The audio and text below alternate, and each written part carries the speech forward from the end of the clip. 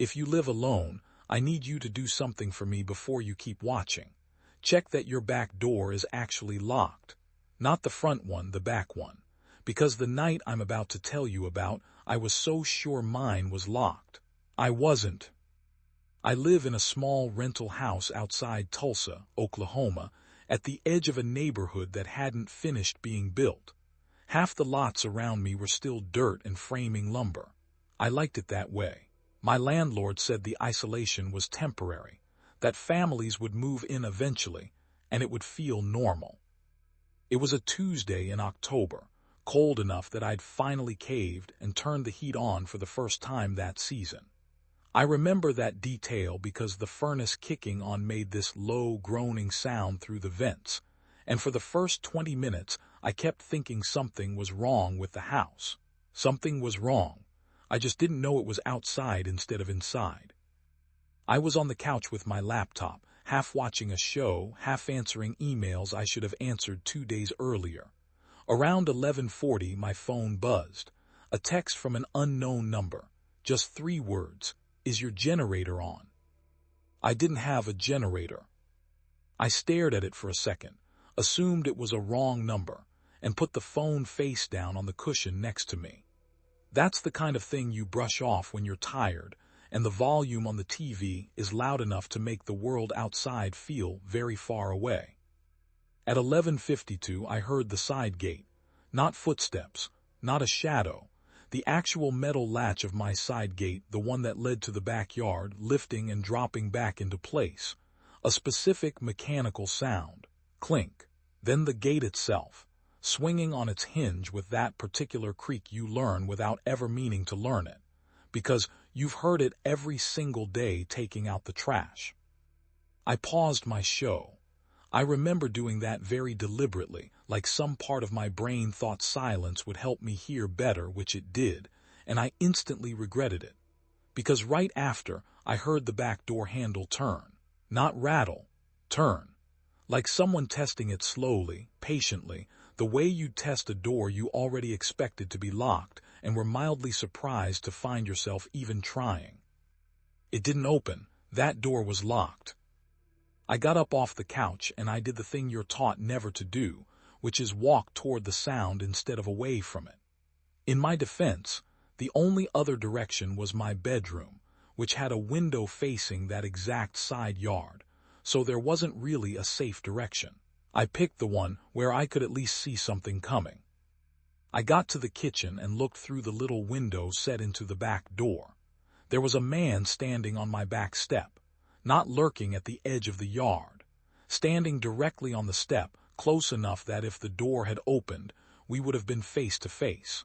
He had a flashlight off, held down at his side, and a phone in his other hand, the screen lighting up his jaw from underneath. He knocked. 3 knuckles, very normal, very polite, like a neighbor stopping by to borrow a ladder. I didn't answer. I stood there with my hand flat against the wall next to the door, and he knocked again, and then he said, through the door in a totally reasonable voice, "Hey, sorry, is your generator running?" Mine tripped and I smelled exhaust, wanted to make sure nobody's got a leak into their house. It was a good line. It was almost exactly the text message. Word for word, almost. That's the part that still gets me. He'd sent that text 12 minutes earlier to a number he had no reason to have, unless he already knew which house he was heading toward, unless the wrong number text wasn't wrong at all. It was a test, to see if anyone would answer, to see if the house was occupied and awake. I said through the door that everything was fine, no generator, sorry. My voice came out steadier than I expected. He said, "Oh, no worries, man, sorry to bother you," and I heard him step off the porch. I heard the gate swing again, clink, and then nothing. I called the police non-emergency line because I genuinely wasn't sure what crime had even happened. A man asked about a generator. That's not illegal. I gave them the address anyway, and they said a patrol car would swing by when one was free. Here's the part I actually need you to sit with. 20 minutes later, headlights pulled into my driveway. Not the police. A pickup truck, engine still running, and the same man got out of it, walked calmly up to my front door this time and knocked. I didn't open that one either. I stood in my hallway with my phone in my hand, this time already dialing, and I heard him say, clear as anything through the door, "You didn't have to call anybody. I was just being neighborly." He knew. Within 20 minutes of me calling a non-emergency line about a stranger at my back door, he was standing at my front door telling me he knew I'd called. He left before the patrol car actually arrived. When the officer did show up, there was nothing to report except a story that sounded, out loud, almost too mundane to matter. A man asked about a generator. Twice. That was it. I moved out of that house 11 weeks later. I never found out who he was. I never got a plate number, never got a name, and the department never called back with anything. What I did get, what I still carry, is the sound of that gate latch. Clink. I hear it sometimes in houses that don't even have a side gate. I hear it in parking garages. I hear it in my own hallway at 2 in the morning, for absolutely no reason at all. So check your back door, right now if you haven't.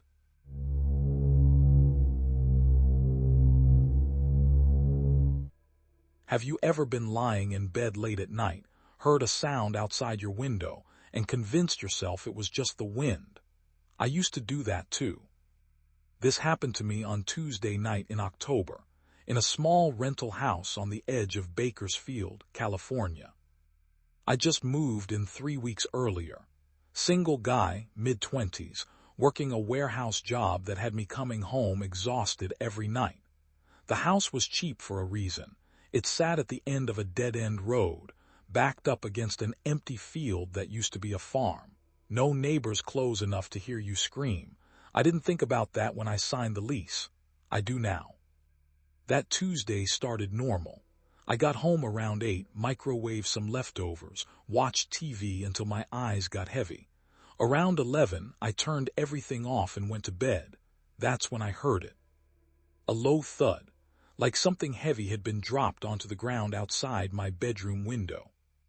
I told myself it was probably a raccoon knocking over the trash can. I live near a field, right? Animals. That's all it was. I almost believed it, almost got back under the covers. But then I heard it again, thud, and this time it was closer to the house. Not by the trash cans anymore, right under my window. I got up and looked outside. Pitch black. The field behind my house doesn't have a single streetlight, so all I could see was my own reflection staring back at me in the glass.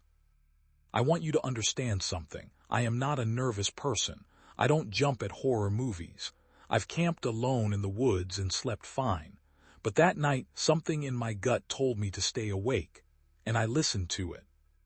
Around midnight, I heard footsteps on gravel, slow, deliberate, coming from the side of the house where I park my truck.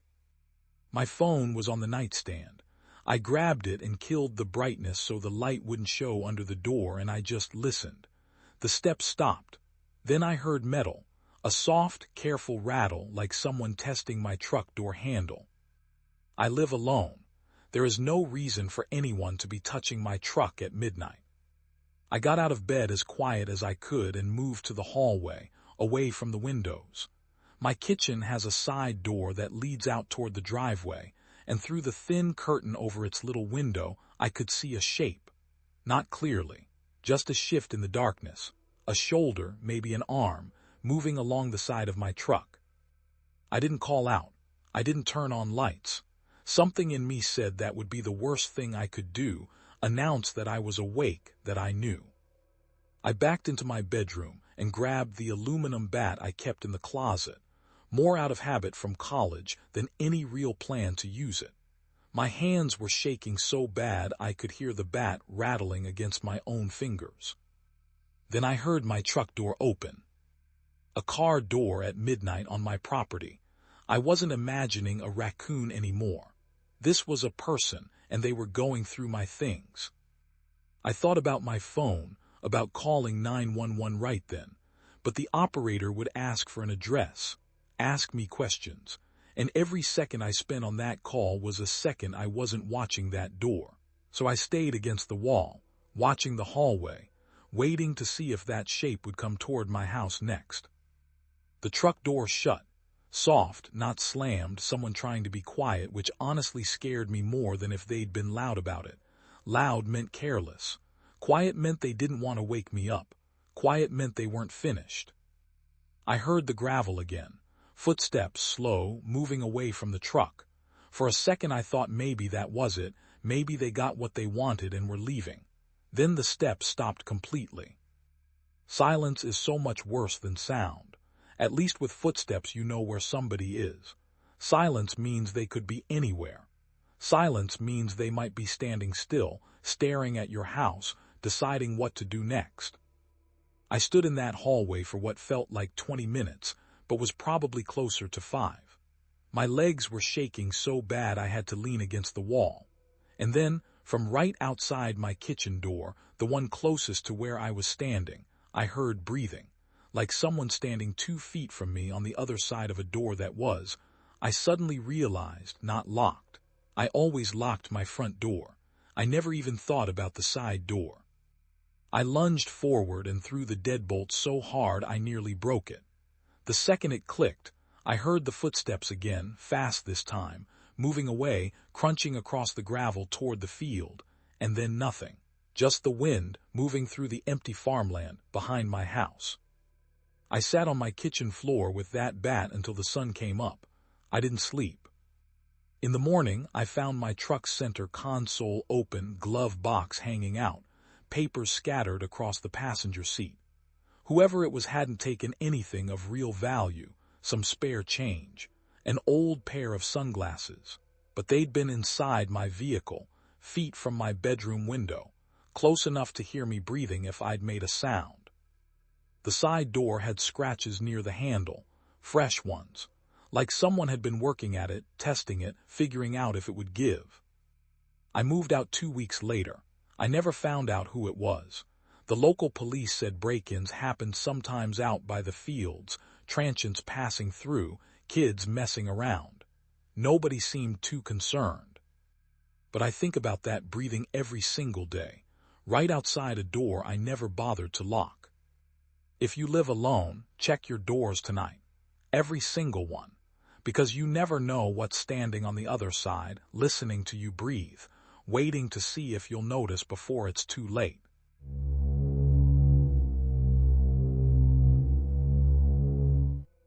I want you to try something for me. Go check your front door right now. Is it locked? Good. Keep that thought in your head because by the end of this video, you're going to check it again.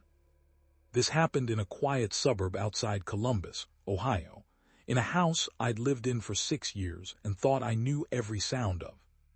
I was renovating my garage that week.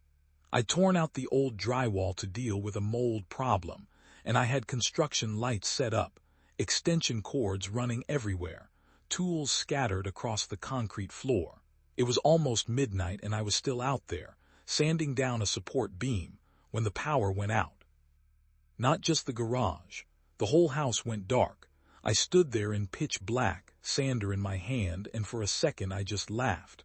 Ohio power grids, right? Probably a transformer somewhere down the block. I felt my way to the garage door, the one connecting to the kitchen, and went inside. My phone was on the counter. I grabbed it, turned on the flashlight, and checked the breaker panel in the hallway closet. Nothing tripped. Every switch was exactly where it should be.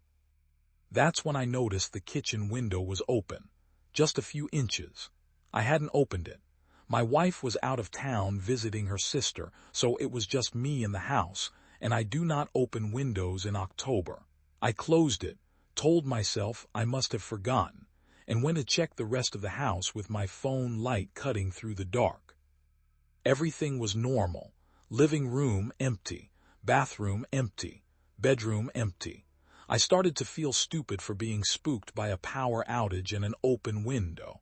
I went back to the kitchen to find candles, and that's when I heard it. A low hum coming from outside. I want to be clear, this wasn't wind. This wasn't a car. It was steady, almost mechanical, like something running on a low battery. I went to the window, the one I just closed, and looked out into my backyard. There was a light out there. Small, orange, blinking, sitting near my back fence, right by the gate that leads out to the alley behind my property. I stood frozen, watching it blink. I told myself it was a smoke detector low on battery, one of those photoelectric sensors that blink when they're dying. Except I don't have a smoke detector outside. Nobody does. I grabbed a flashlight from the junk drawer, the good one, the kind that actually throws a beam, and I went to the back door. My hand was on the deadbolt when I stopped myself. I want you to think about this moment, because I've thought about it every night since. Every instinct in my body told me not to open that door, but curiosity, or maybe just plain stubbornness, won out. I stepped onto my back porch. The blinking light was still there, 30, maybe 40 feet away, right at the base of my fence. I raised the flashlight and pointed it directly at the source. It was a small black box, roughly the size of a paperback book, mounted low on a wooden post, with a tiny antenna sticking up from the top and that orange light pulsing steady and slow. I had never seen it before in my life. I did not put it there. Someone had been in my backyard.